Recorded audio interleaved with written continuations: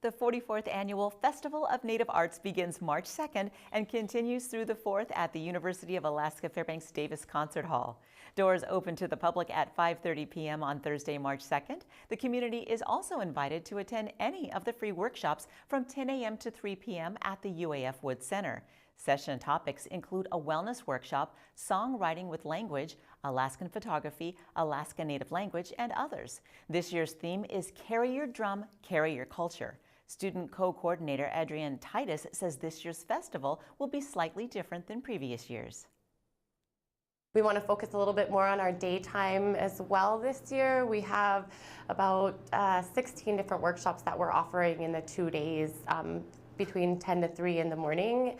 And then we're featuring some really fun groups that we haven't seen on our stage in a long time, like the Anungach dancers of the Alutiiq culture. Carrying our cultures into mainstream living, the Alaska Native cultures do have a strong presence in all of our communities, not just rural but urban settings as well. So we want to show that this is something that's alive and that's thriving in our communities. From Interior Alaska's most trusted news source, this is your morning news update with J.R. Lewis. Good morning and thanks for joining us on this Thursday, March 2nd, 2017. And the 44th Annual Festival of Native Arts begins today and continues through the 4th at the University of Alaska Fairbanks Davis Concert Hall. Doors open to the public at 5:30 p.m. this afternoon. The community is also invited to attend any of the free workshops from 10 a.m. to 3 p.m. at the UAF Wood Center. Session topics include a wellness workshop, songwriting with language, Alaskan photography, Alaska Native language, and others. This year's theme is Carry Your Drum, Carry Your Culture. Quick look at the Fairbanks. Today is the start of the 44th Annual Festival of Native Arts at the UAF campus. The festival has provided a unique experience for visitors to learn about traditional Native cultural education, dance, music, and art. The event dates back to 1973 when a group of UAF students, faculty, and staff came together to put on a spring festival focusing on the Native cultures of Alaska. On the first day of the FNA workshops, the Galena Interior Learning Academy held a wellness workshop. Each of the students got a chance to speak about personal experiences regarding trauma in their lives. Kaylee Erickson, one of the teachers of the Gila, says her students have worked hard to perform and talked about their Native culture. It's been a long process, and so the dance group and the rural youth leadership has come together and kind of to stand and talk about health and well-being and resiliency, and they've all realized that they're all from different regions, but some of the most common things they've had is trauma and the effects of trauma and the effects of substance abuse and domestic violence, and so they kind of came together to speak on it and dance about it and find coping skills through cultural activities. Today is the start of the 44th Annual Festival of Native Arts at the UAF campus. The festival has provided a unique experience for visitors to learn about traditional Native culture, education, dance, music, and art. The event dates back to 1973 when a group of UAF students, faculty, and staff came together to put on a spring festival focusing on the Native cultures of Alaska. On the first day of the FNA workshops, the Galena Interior Learning Academy held a wellness workshop. Each of the students got a chance to speak about personal experiences regarding trauma in their lives. Kaylee Erickson, one of the Gila teachers, says her students have worked hard to perform and talk about their Native culture. It's been a long process, and so the dance group and the rural youth leadership has come together and kind of to stand and talk about health and well-being and resiliency, and they've all realized that they're all from different regions, but some of the most common things they've had is trauma and the effects of trauma and the effects of substance abuse and domestic violence, and so they kind of came together to speak on it and dance about it and find coping skills through cultural activities. Traditional Native Eskimo ice cream, or agatuk, has been a long-time Native food tradition in Alaska. David Spindler has the details. Agutuk is a dessert that has traditionally been made with unsaturated fats from moose, caribou, or big game animals. Alaska natives would render the fat and reconstitute it with snow and berries.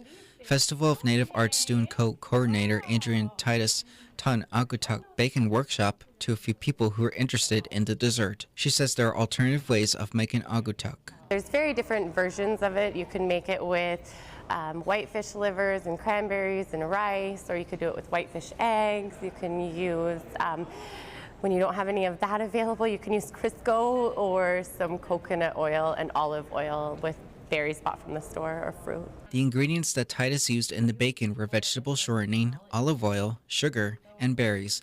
The berries were a compliment of Caitlin Tozier, one of the student coordinators of FNA.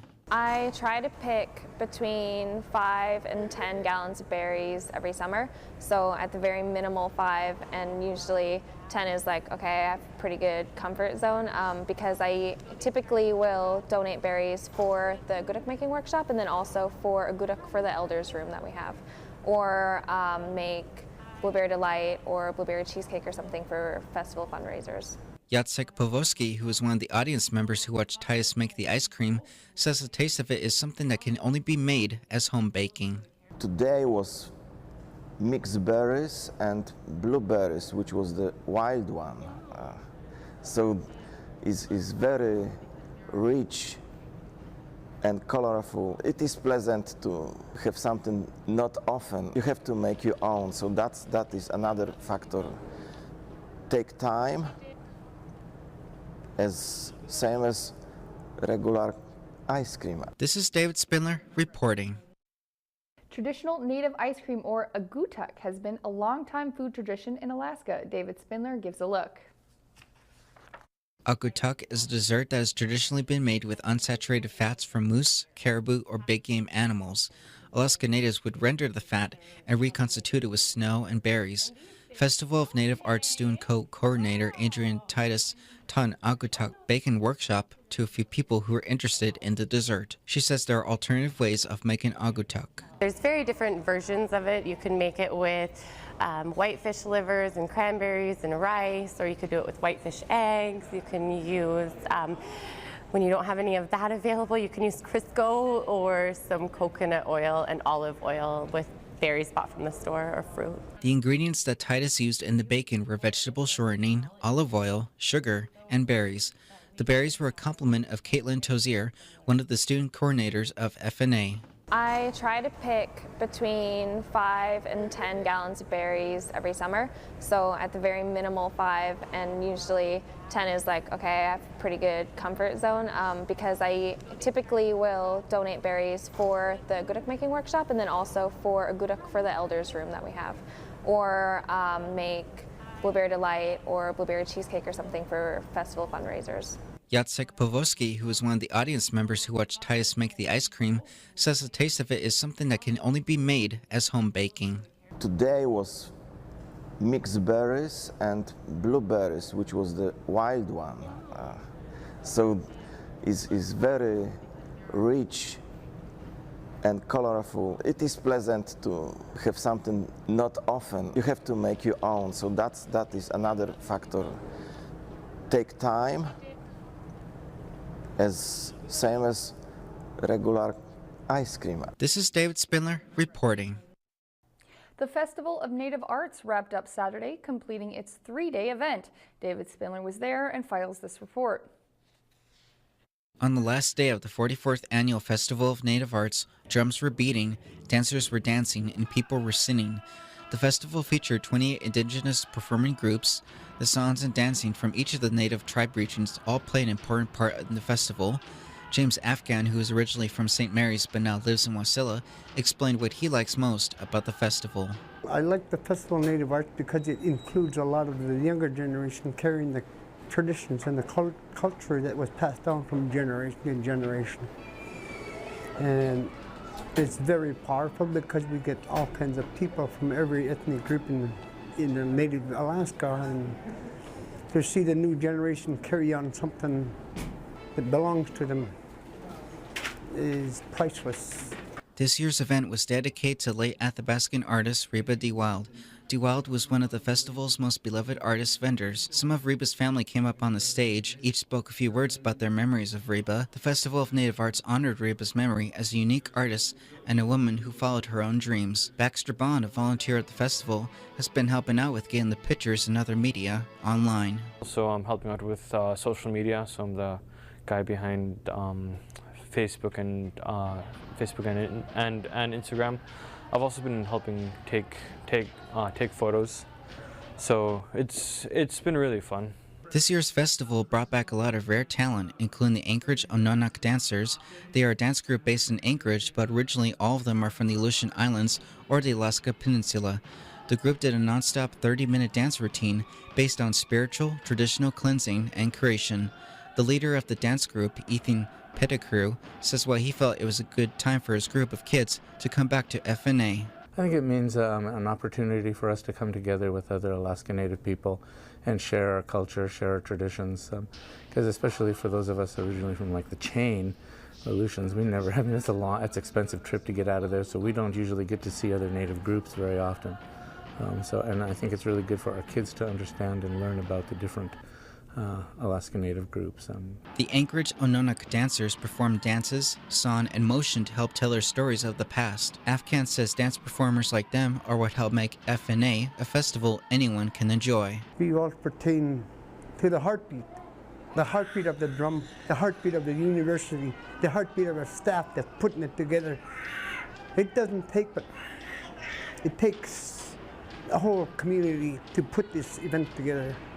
And it's a lot of work, and I give credit to the staff and the students that are doing this. This is David Spindler reporting.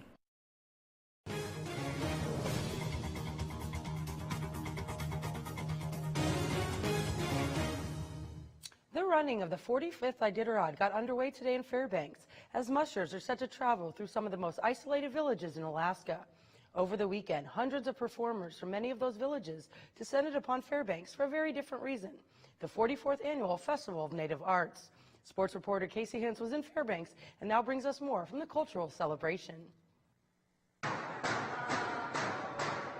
Every spring, the students and faculty of UAF welcome a variety of tribes to gather, showcase, preserve their heritage, and of course, pay respects to their ancestors as they kick off the dust from the winter and move into spring. Historically, they used to have spring celebrations because winters are long and dark and cold and hard.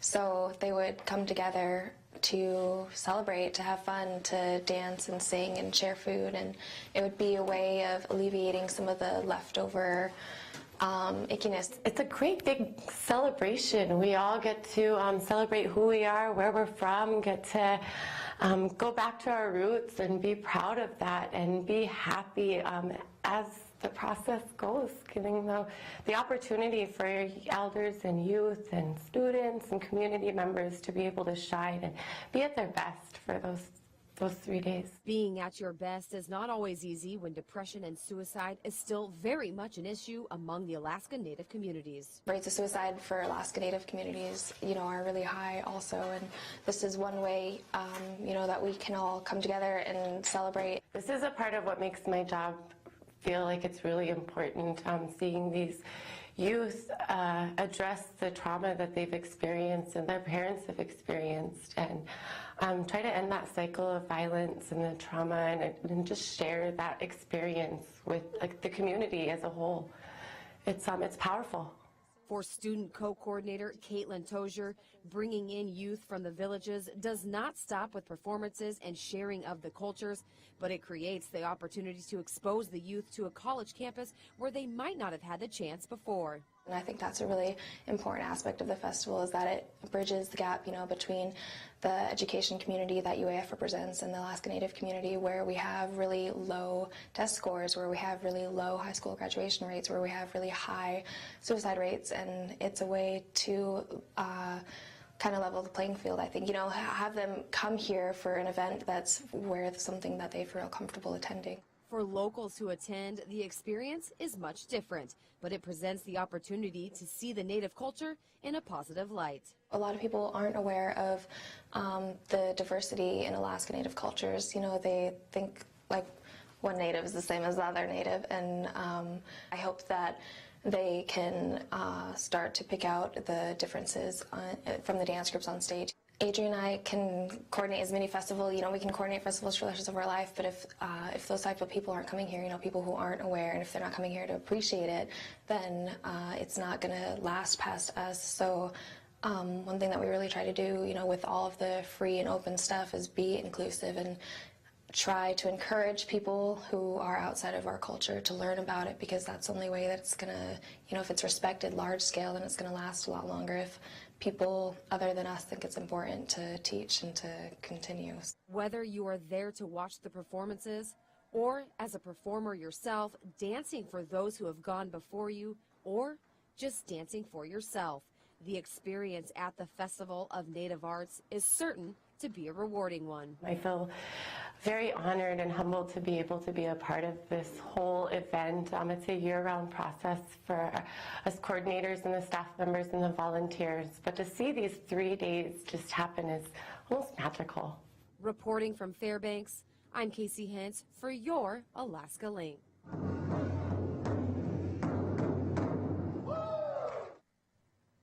Festival of Native Arts in the studio. And we welcome back, I see Adrian Blatchford Titus there. Hi, Adrian. Welcome back. Good morning, Charlie. Thanks for having us. Yeah, and let's see. We welcome Katie Tozier from Nome. Uvlalotak, good morning. Hi, Katie, and also Catherine Macco. Yes, hi. How Great you to doing? be here. Thanks. I see on the other side. You can move the microphone over if you. Okay. It won't break, so you can see each other. There you go. And hiding in the background, Kathy Brooks, who helps organize and put all this together, Assistant Professor of Alaska Native Studies. Festival of Native Arts. Boy, it's going to be a busy weekend out there. So this is going to kick it off, huh? When does it all start?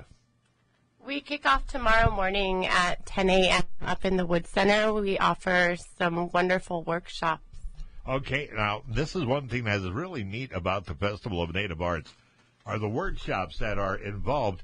It starts March 2nd through March 4th up at the Davis Concert Hall.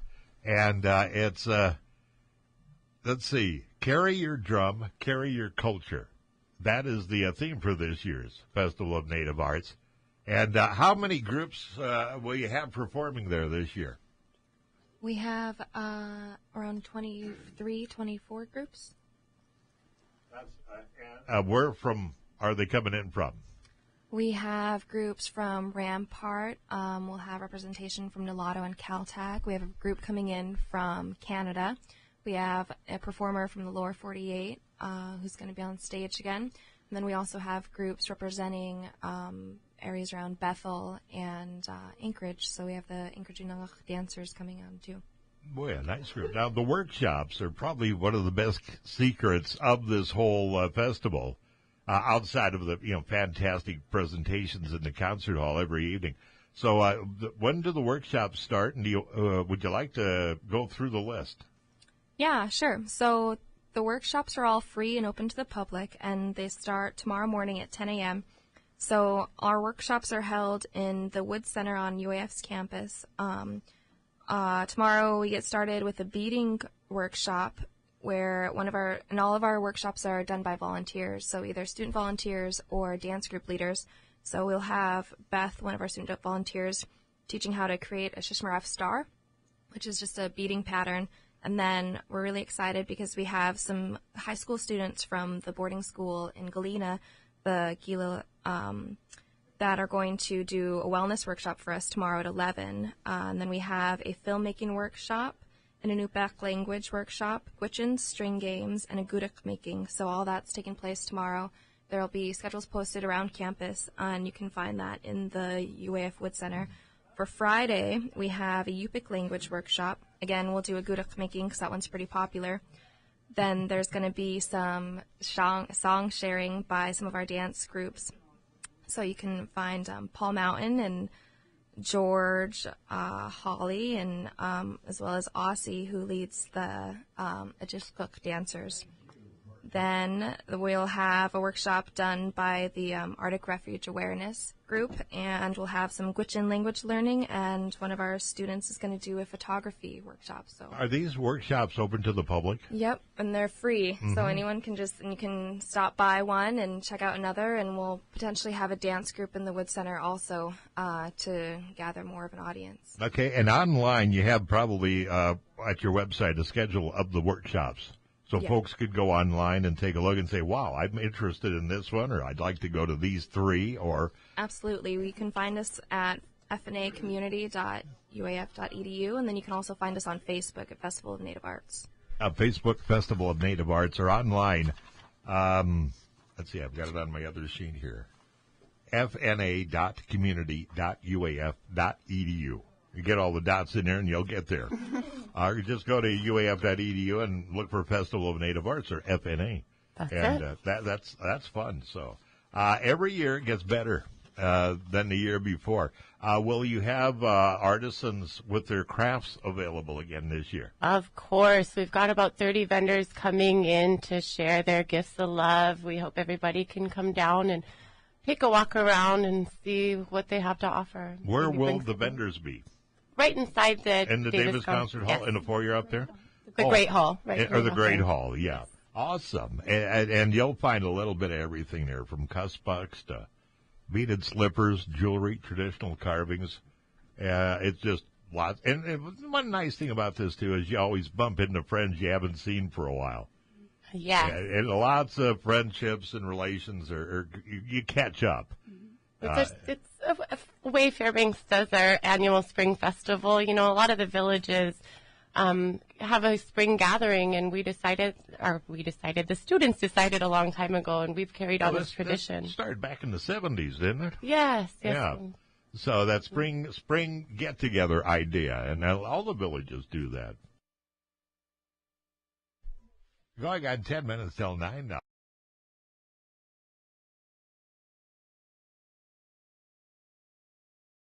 In the Lower Kuskokwim School District tonight, associate teachers are working to become fully certified. As Channel 2's Samantha Ngagayak tells us, the new program is designed to recruit more educators from the area and put more Yupik-speaking teachers in the classroom.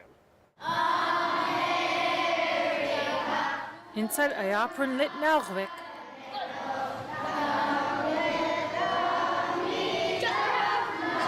Students learn and speak in Yuchtun. Akomi.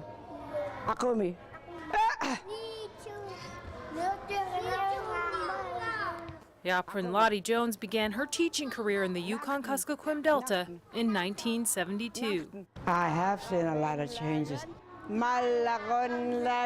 Starting as a kindergarten and English teacher, Jones now teaches in the Yupik Immersion Charter School. I'm doing it in memory of my mom because one of her pet peeves was having to get a translator to talk to her own grandchildren and great-grandchildren. So green vegetation, for example, if you It's work associate teachers like Isabel Diamond hope to be doing as a certified teacher in the next 2 years. I've always wanted to be a teacher since I got out of high school, where, my dream was to teach kids. As part of the LKSD's Two and Done program working with UAF, Diamond is now on a fast track to fulfilling that dream by working toward a degree in elementary education as a full-time student. I'm getting paid for this program, and for me to do that is I have to, have and maintain a good passing grade C and above. As part of the associate program, teachers were in an education program over a long period of time. And what we wanted to do was to increase the speed of that. An accelerated pace the district hopes will spur more associate teachers to the classroom. There is no greater impact on a child than a teacher. It's my life. I don't know. I've never heard of the word retirement. It's an English word. I don't know what it means. An idea for change. One that will hopefully encourage the next generation of educators. The majority of schools in the Lower Kuskokwim School District offer dual language programs where students learn Yupik and English.